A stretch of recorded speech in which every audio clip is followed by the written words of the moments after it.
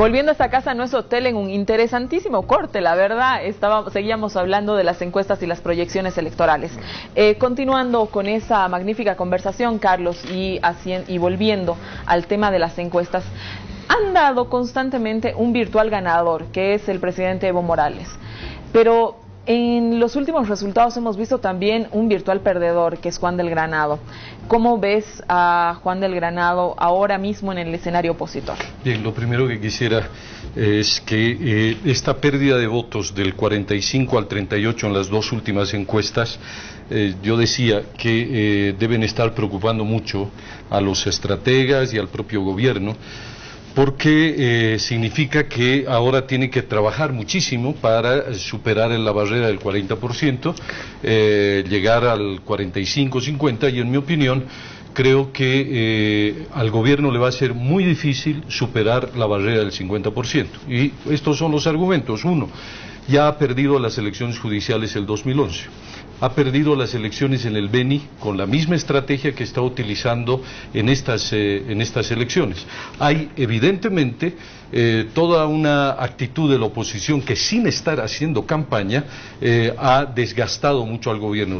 Las denuncias de corrupción, el caso de la inundación y la no declaración de zona de desastre en el Beni, en fin, todos esos elementos han ido haciendo que la intención de voto perdiera, desde ese 45 al 38. En ese escenario, otro de los grandes perdedores, evidentemente concuerdo contigo, Susi, lo que pierde Evo Morales no lo gana la oposición. Lo que se incrementa es además que toda la oposición también disminuye, no tanto como Evo Morales, pero disminuye. Lo que sí aumenta son los indecisos o los blancos y los nulos, que eso Carlos, es bastante hay un elemento probable que yo creo que es bien importante tomar en cuenta, lo dijo la anterior semana en un programa que estuvo acá Sebastián Michel. El 20% y Amaru Villanueva también en el Pentágono, el programa que me hace competencia, hay un dato que no se ha tomado en cuenta, que es el campo. El 20% de la votación del votante vive en el campo. Y el campo, más, ¿no? Bueno, Sebastián decía más o menos el 20%, ¿verdad, Mario? Poco más del 20%. Mira, digamos el 30%. Digamos el 30%, pero sí, bueno. Suponiendo que ese 30% sea un voto duro del gobierno, querida Susi, suponiendo que solamente representa el 30% del electorado, pero no es verdad. O sea, el caso Chaparina y los movimientos indígenas originarios campesinos están fragmentados. Ajá. Ya no es la gran unidad de hace 9 años. Entonces, hay muchos factores que están más bien corroborando que ese 38% debe ser preocupante para el gobierno, porque tiene que hacer muchos esfuerzos para repetir. El presidente se ha puesto una cota muy alta, 74% de los votos, y miren, yo lo he puesto por escrito en una publicación en mi columna de todas las semanas, de que estas elecciones de ninguna manera van a ser aburridas, sino que van a ser, yo pronostico, la primera gran derrota electoral del movimiento al socialismo por todos estos antecedentes que menciono. ¿Estás de acuerdo, Mario? No. No. ¿Tú, Manuel? Y no, tampoco.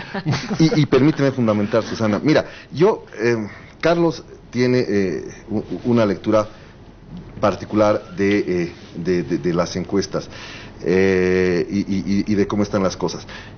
38% en este momento el presidente pues no debería quitarle el sueño para nada. ¿Qué debería quitarle el sueño a los estrategas del presidente, a la gente que trabaja haciendo comunicación política en el gobierno?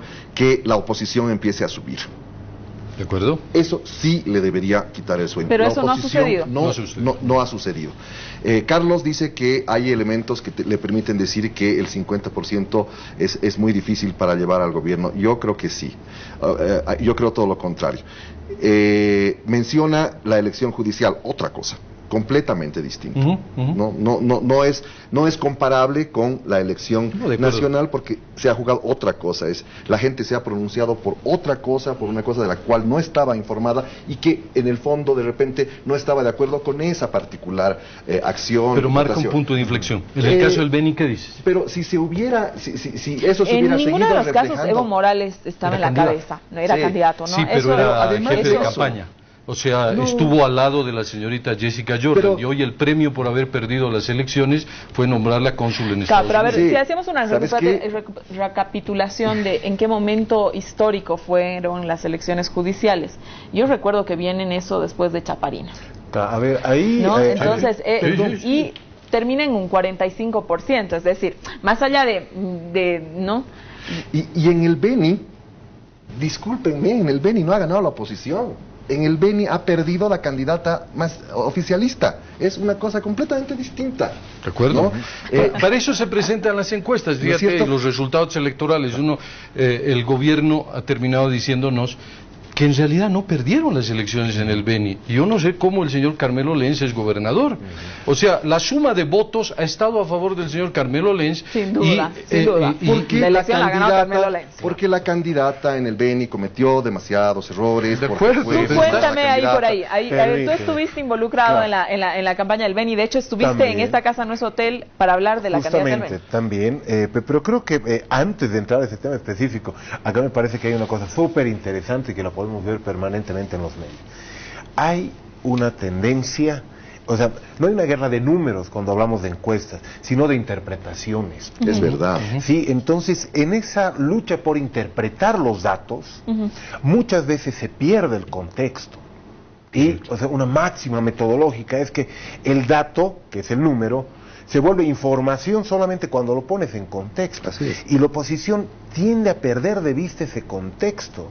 Yo creo que hay errores, para comenzar técnicos y para tener los más graves políticos, en la lectura de de estos datos, de esta información, de las encuestas.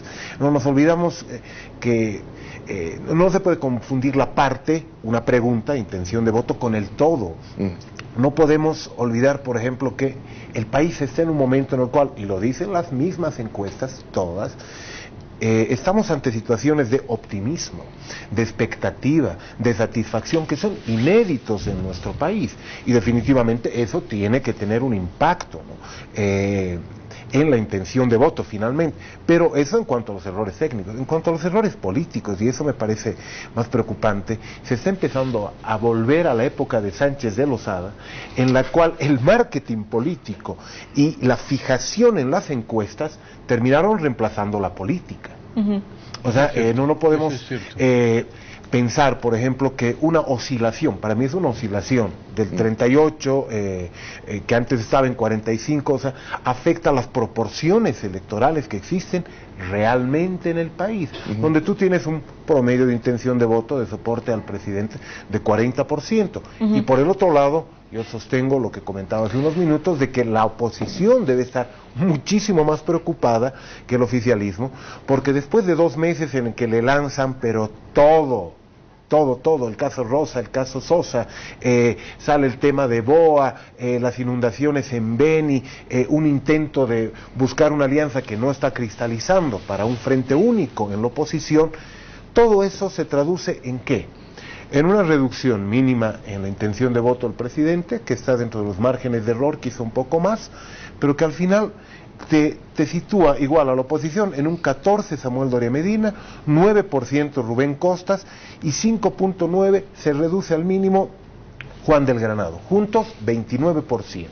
Es decir, estamos a 10 puntos de distancia. A ver, sobre el candidato opositor, a ver, Mario, Luis Revilla emerge como una de las posibilidades, era la supuesta carta sorpresa. Saludamos a Luis Revilla, te esperamos en esta casa, no es hotel, Lucho. A ver, emerge como una posibilidad.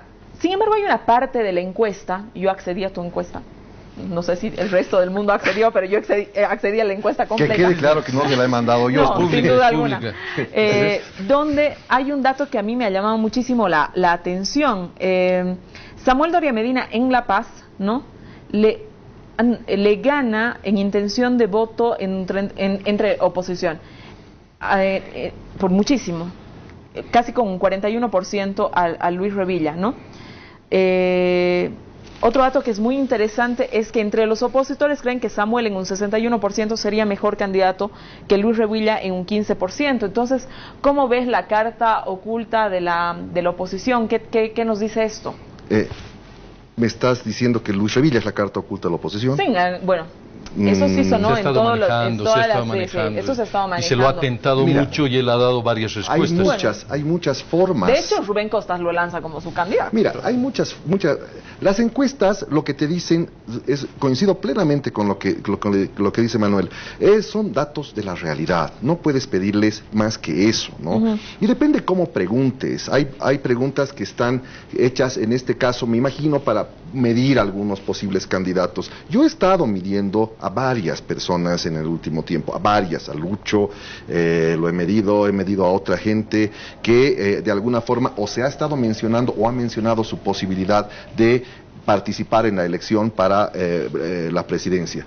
Y la verdad es que no hay un candidato, Lucho, hay otros candidatos opositores, Adriana Gil, Rebeca y Delgado, los Félix pongo Pazzi. a todos a la misma bolsa, Ernesto incluido Suárez. el Lucho. ¿Qué pasa con estos candidatos? Son fenómenos regionales interesantes. Hay formas de medir esto. Le preguntas a la gente, lo primero que tienes que preguntar a la gente para lanzar una posibilidad de exploración. Yo quiero que el Manuel sea mi candidato. Ok, le preguntaría a la gente si lo conoce, lo primero, ¿no? Y de ahí veremos si la gente votaría por él, ¿no es cierto? Lo primero es, lo conoce, y al Lucho lo conocen en La Paz, en el resto del país, en Santa Cruz un poco, y en el resto del país no mucho. Entonces, ¿cómo puedes lanzar un candidato que nadie o que muy poca gente conoce? No es posible. La segunda cosa es, ¿votaría por él? Ojo, ahí también estás hablando de la gente que lo conoce. Claro, ¿no es cierto? Y ahí se va reduciendo, y se va reduciendo, y hasta que finalmente llegas a un escenario en el que sí hay candidatos conocidos que son los que están al frente, ¿no? Evo, Samuel, Rubén, Juan. Y para de contar. Y esos son Coméntame los esto, que Carlos. Pues mira, un dato que me gustaría compartir es que en las elecciones 2005 el 82% de los votos se ha concentrado en dos partidos políticos. Uno ha sido protagonista, Evo Morales, con el 53%, y Tuto Quiroga, con Podemos, tenía el 27%, 82% en dos organizaciones. El 2009, con Manfred Reyes Villa, Evo Morales volvió a ser protagonista, esta vez con el 63, casi 4%. El 91% de los votos se concentró en dos organizaciones políticas. Me da la impresión de que en estas elecciones 2014 se va a reproducir ese fenómeno. Dos organizaciones políticas van a concentrar el 85% de los votos, más menos. Uno de ellos, por supuesto que va a ser el MAS, es indiscutible. ¿Y el otro? ¿Sobre el otro? Sobre el otro va a ser uno, porque no es, ¿sabes qué? No son los partidos los que están polarizando, sino la ciudadanía. Y van a haber varios candidatos, pero que no van a concentrar ni el 15% se van a repartir, incluyendo a Juan del Granado, incluyendo al expresidente Jorge Quiroga. Es decir, la ciudadanía es la que está polarizando entre quienes son leales al gobierno por todo lo que hace, porque coincido en lo que tú dices, que hay buenos motivos para votar por Evo Morales, pero también hay un sector importantísimo de las clases medias en el país de que están distanciadas del gobierno. Quienes le dieron la victoria a Evo Morales el 2005 y el 2009 fueron las clases medias, Claro, y esas es que clases medias hoy están mismo, distanciadas. Ahora mismo no se ve cuál va a ser muy claramente el frente opositor. Mario, para ir cerrando, ¿en qué momento Evo Morales empieza a crecer de la manera en que está creciendo en el Oriente? Quisiera que sea súper concreto, pero sí me importa hacer esta pregunta porque Evo Morales no ha estado muy alto en el Oriente, ese era su problema. ¿Ahora mismo sí lo está? Sí. Ha registrado un incremento ha habido momentos en los que en Santa Cruz, con un margen de error alto, evidentemente, el presidente Morales tenía una intención de voto y una aprobación de gestión, todo el conjunto de cosas que tienes que ver, no solamente el tema de la intención de voto, repito, y esto es muy importante para analizar. Ha crecido en lugares que no son la ciudad, ¿no? Hay ciudades intermedias y ciudades pequeñas que le dan, digamos, la gente ha comenzado a verlo con buenos ojos, ¿no? Esto ha debido comenzar hace unos 2 años, en el propio Beni. Hace unos 2 años. Ha comenzado a subir, ¿no? Me tengo que ir a un corte y me van a matar adentro. Quédese con esta Casa No es Hotel, volvemos muy cortito el próximo bloque ya para despedirnos.